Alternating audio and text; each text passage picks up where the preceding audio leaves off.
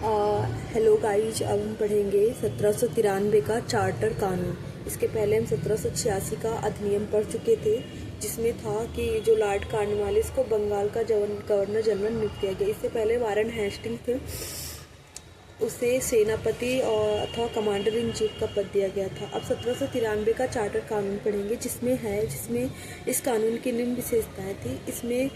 इसने Lord Cornwallis को दी गई काउंसिलिंग के निर्णयों के ऊपर अधिभावी शक्ति को भविष्य के सभी गवर्नर जनरलों एवं प्रेसिडेंसियों के गवर्नरों तक विस्तारित कर दिया। यानी कि जो कॉर्नवालिस को मिला था जो पद, अब ये क्या किया, सभी गवर्नर जनरल को ये पद दे दिया गया। इसने गवर्नर जनरल को अधीनस्थ बॉम्बे और मद्रास प्रेसिडेंसी की सरकारों के ऊपर अधिक नियंत्रणकारी शक्ति प्रदान की। इसने भारत पर व्यापार के एकाधिकार को अगले 20 वर्षों की अवधि तक के लिए बढ़ा दिया। इसने कमांडर इन चीफ के गवर्नर जनरल काउंसिलिंग के सदस्य होने की अनिवार्यता समाप्त कर दी, बशर्ते कि उसे उसी रूप में नियुक्त किया गया हो। इसने व्यवस्था दी कि बोर्ड ऑफ कंट्रोल के सदस्यों तथा उनके कर्मचारियों को भारतीय राजस्व में से ही भुगतान किया जाएगा। यानी कि जो इसमें 1793 के चार्टर एक्ट में कहा गया कि जो कॉर्नवालिस को जो पद दिया गया था वो सभी गवर्नर पे लागू होगा, और उसने गवर्नर जनरल को अधीनस्थ बॉम्बे और मद्रास प्रेसिडेंसी की सरकारों के ऊपर अधिक नियंत्रणकारी शक्ति प्रदान की गई।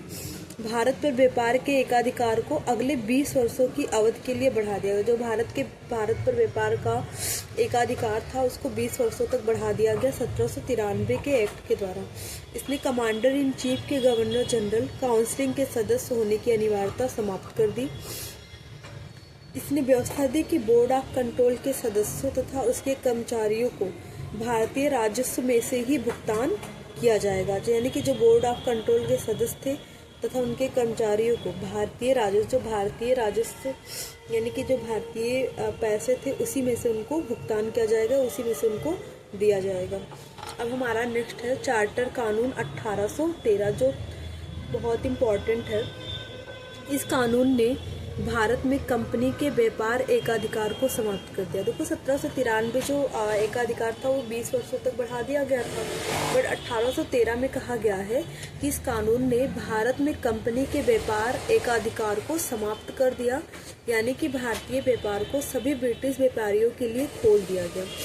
तभी इस कानून ने चाय के व्यापार तथा चीन के साथ व्यापार में कंपनी का एकाधिकार को बहाल रखा।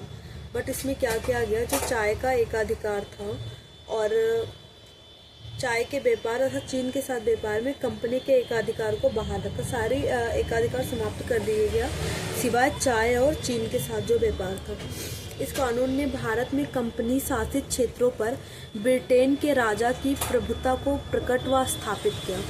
कानून ने भारत में कंपनी शासित क्षेत्रों पर, भारत में कंपनी शासित जो कंपनी जहाँ पर कंपनी का शासन था उस क्षेत्रों पर ब्रिटेन के राजा की प्रभुता को प्रकट व स्थापित किया। वहाँ पे ब्रिटेन की राजा का जो है अस्तित्व बना रहा।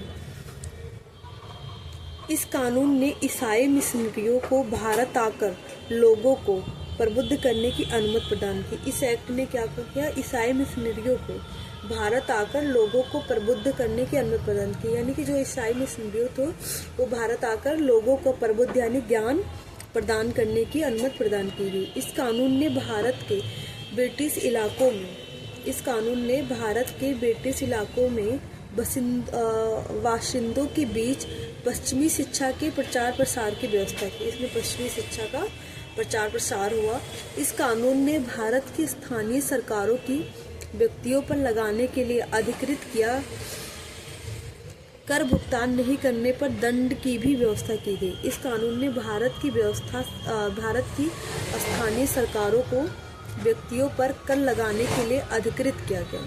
यानी कि व्यक्तियों पर कर लगाने के लिए अधिकृत किया गया। कर लगाना जो है, कर लगाने का इम्पोर्टेंट दिया गया कि कर लगाना ही है, और जो कर का भुगतान नहीं करेंगे उसको दंड भी देने की व्यवस्था की गई है। 1813 का चार्टर एक्ट में क्या हुआ, जो एकाधिकार था भारत में कंपनी का एकाधिकार को समाप्त कर दिया गया। चाय और चीन के साथ व्यापार को छोड़ के और जहाँ पे कंपनी का शासन था वहाँ पे क्या कहते हैं, ब्रिटेन की राजा की प्रभुत्व स्थापित हो गई और ईसाई मिशनरियों को भारत आकर लोगों को ज्ञान प्रदान करने की, प्रबुद्ध करने की अनुमति प्रदान की गई। इस कानून ने ब्रिटिश इलाकों में बसिंदों के बीच पश्चिमी शिक्षा का प्रचार, यानी पश्चिमी शिक्षा, अंग्रेजी शिक्षा का प्रचार की व्यवस्था की गई। इस कानून ने भारत के स्थानीय सरकार को व्यक्तियों पर कर लगाने के लिए अधिकृत किया गया। कर भुगतान नहीं करने पर दंड की भी व्यवस्था की गई। यानी कि पश्चिमी शिक्षा का हुआ एकाधिकार समाप्त हुआ। मिशनरियों को भारत ईसाई मिशनरियों को भारत आगमन की अनुमति दी गई और जो कर नहीं मानते थे, कर का भुगतान नहीं करते थे, उनको दंड देने की व्यवस्था की गई 1813 के चार्टर एक्ट द्वारा। अब हम पढ़ेंगे मोस्ट इम्पॉर्टेंट 1833 का चार्टर अधिनियम। ब्रिटिश भारत के केंद्रीयकरण की दिशा में यह अधिनियम निर्णायक कदम था। ब्रिटिश भारत के केंद्रीयकरण की दिशा में इसने बंगाल के गवर्नर जनरल को भारत का गवर्नर जनरल बना दिया गया। इसमें क्या गया, बंगाल के जो गवर्नर जनरल थे उनको भारत का गवर्नर जनरल बना दिया गया, जिसमें सभी नागरिक और सैन्य शक्तियाँ निहित थी, इस प्रकार इस अधिनियम ने पहली बार एक ऐसी सरकार का निर्माण किया जिसका ब्रिटिश कब्जे वाले संपूर्ण भारतीय क्षेत्र पर पूर्ण नियंत्रण था। लॉर्ड विलियम बेंटिंग भारत के प्रथम गवर्नर जनरल थे। इससे पहले कौन था हमारा, लॉर्ड कॉर्नवालिस। इसने मद्रास और बम्बई के गवर्नरों को विधायिका संबंधी शक्ति से वंचित कर दिया गया। मद्रास और बम्बई के जो गवर्नर थे उनको विधायिका संबंधी शक्ति से वंचित कर दिया। भारत के गवर्नर जनरल को पूरे ब्रिटिश भारत में विधायिका के असीमित अधिकार प्रदान कर दिए गए। इसके अंतर्गत पहले बनाए गए कानून को नियामक कानून कहा गया। इसके अंतर्गत क्या किया गया, जो पहले कानून बनाए गए थे उनको नियामक कानून कहा गया और नए कानून के तहत बने कानूनों को एक्ट या अधिनियम कहा गया। ईस्ट इंडिया कंपनी की एक व्यापारिक निकाय के रूप में की जाने वाली गतिविधियों को समाप्त कर दिया गया। ईस्ट इंडिया कंपनी की एक व्यापारिक निकाय के रूप में की जाने वाली गतिविधियों को समाप्त कर दिया गया।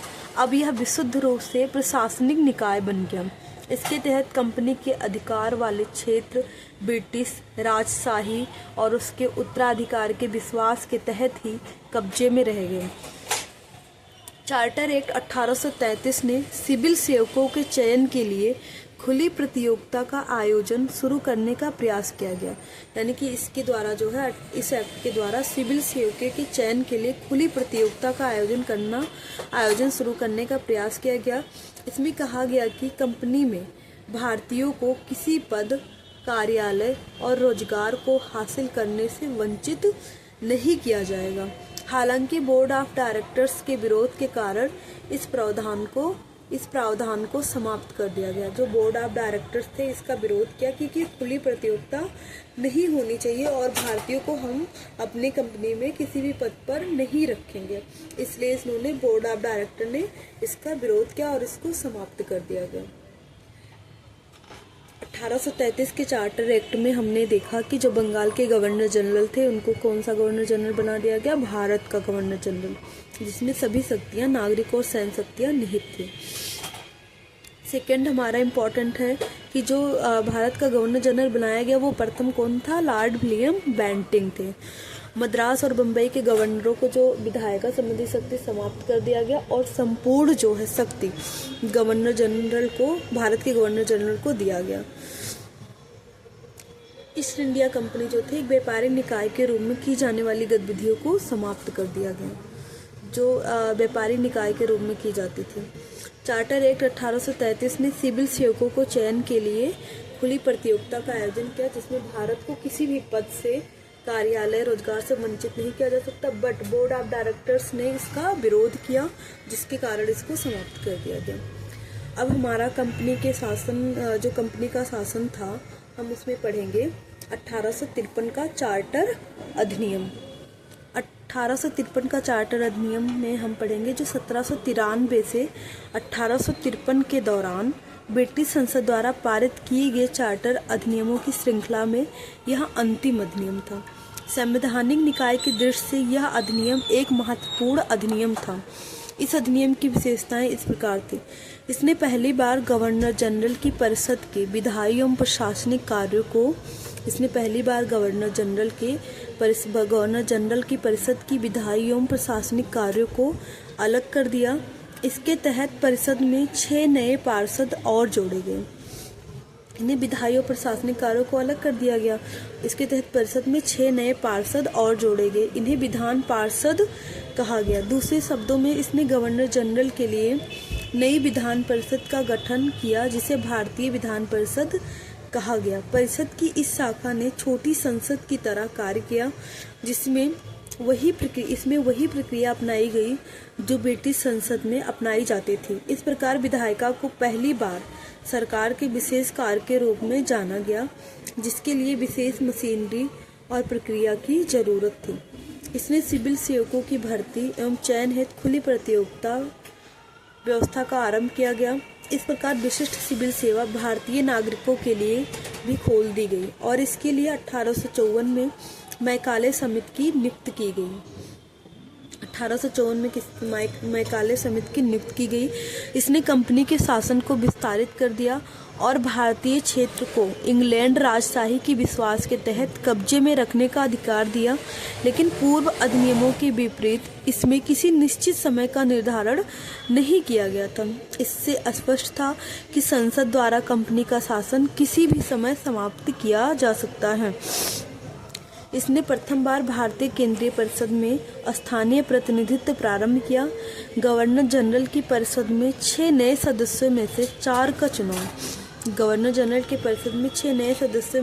का चुनाव बंगाल, मद्रास, बम्बई और आगरा की स्थानीय प्रांतीय सरकारों द्वारा किया जाना था। जो हमारा 1853 का चार्टर एक्ट था, ये हमारा लास्ट था। इस एक्ट में हम देखेंगे तो 1793 से 1853 के दौरान ब्रिटिश संसद द्वारा पारित किए गए चार्टर नियमों की श्रृंखला में यह अंतिम था। इसमें हम देखेंगे कि पहली बार गवर्नर जनरल की परिषद के विधायी और प्रशासनिक कार्यों को अलग कर दिया। इसके तहत परिषद में 6 नए पार्षद और जोड़े गए। इन्हें विधान पार्षद कहा गया। 6 नए पार्षद जोड़े गए और जिसे क्या कहा गया, विधान पार्षद कहा गया। दूसरे शब्दों में कहें तो इसने गवर्नर जनरल के लिए नई विधान परिषद का गठन किया, जिससे भारतीय यानी केंद्रीय विधान परिषद कहा गया। भारतीय विधान परिषद या केंद्रीय विधान परिषद कहा गया। परिषद की इस शाखा ने छोटी संसद की तरह कार्य किया। इसमें वही प्रक्रिया अपनाई गई जो ब्रिटिश संसद में अपनाई जाती थी। इस प्रकार विधायिका को पहली बार सरकार के विशेष कार्यों के रूप में जाना गया, जिसके लिए विशेष मशीनरी और प्रक्रिया की जरूरत थी। इसने सिविल सेवकों की भर्ती एवं चयन हेतु खुली प्रतियोगिता व्यवस्था का आरंभ किया। इस प्रकार विशिष्ट सिविल सेवा भारतीय नागरिकों के लिए खोल दी गई और इसके लिए 1854 में भारतीय सिविल सेवा के संबंध में मैकाले समिति की नियुक्ति की गई। यानी कि भारतीय सिविल सेवा के संबंध में मैकाले समिति की नियुक्ति की गई।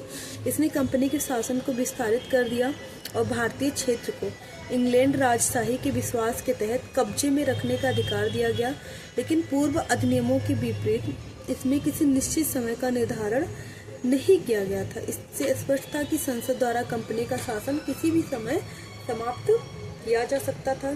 इसने प्रथम बार भारतीय केंद्रीय विधान परिषद में स्थानीय प्रतिनिधित्व प्रारंभ किया।